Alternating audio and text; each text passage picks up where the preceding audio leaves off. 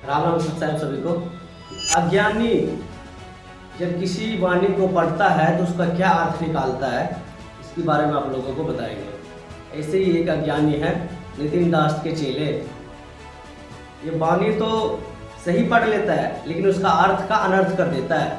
मिलावट करना ये मदनपति पंथों का ही काम है, ये काल का दूत है। ये भी आप लोगों को क्लियर करके दिखाएंगे, तो बने रहो वीडियो में, दिखाते हैं। सतगुरु के लक्षण कहूँ और मधुरे बैन विनोद, 4 वेद षट शास्त्र कहे 18 भूत। तो दरअसल इस दोहे के अंदर रामपाल जी ने मिलावट करी है, वो कहे नहीं है, ये कंपैरिजन है कहाँ। कहाँ राजा भोज और कहाँ गंगू तेली।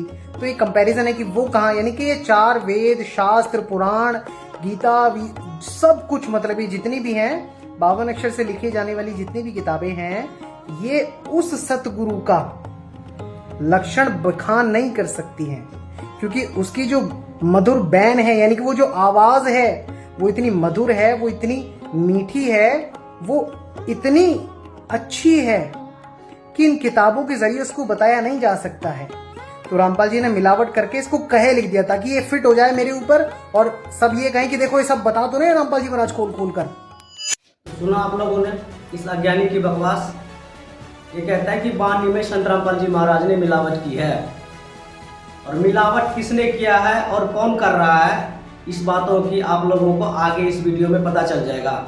इन्हीं लोगों के लिए परमात्मा एक वाणी बोली है कि मोती मुक्ता दर्शत नाही, ये जग है सब अंधरे, देखत के ते नैन जिसम से फिरे मोतिया बिंद रे।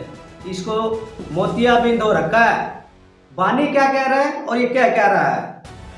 वाणी कह रहा है सतगुरु की लक्षण कहूँ, यानी सतगुरु के लक्षण जो होता है वो क्या होता है उसके बारे में बता रहा है परमात्मा। और ये वाणी गरीबदास जी महाराज की है। अगर गरीबदास जी महाराज के वाणी में कोई मिलावट करेगा तो परमात्मा के दोषी हैं। अब ये कौन मिलावट कर रहा है इसके बारे में आप लोगों को पता चलेगा। तो बता देते हैं आप लोगों को। परमात्मा जब गरीबदास जी महाराज को मिला था तो गरीबदास जी महाराज ये वाणी अपने मुख कमल से उच्चारित किए हुए हैं, और उस परमात्मा की दी हुई वाणी है। इसमें मिलावट जो करेगा वो परमात्मा के दोषी हैं।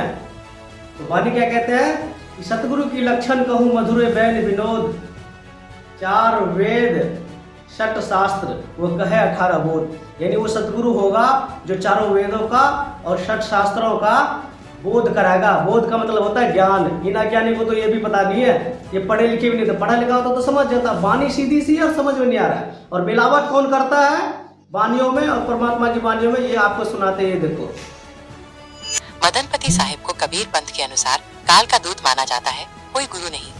अनुराग सागर में कबीर साहिब ने उन्हें ज्ञान में मिलावट करने और जीवों को फंसाने वाला बताया है। सुन आप लोगों ने, मदनपति पंथ से जुड़े हुए हैं ये काल के दूत सब, नितिन दास और उन्हीं के ये 2 चश्मे वाले भाई, उनके चेले हैं। ये परमात्मा की वाणी में मिलावट करता है, ये सिद्ध हो गया।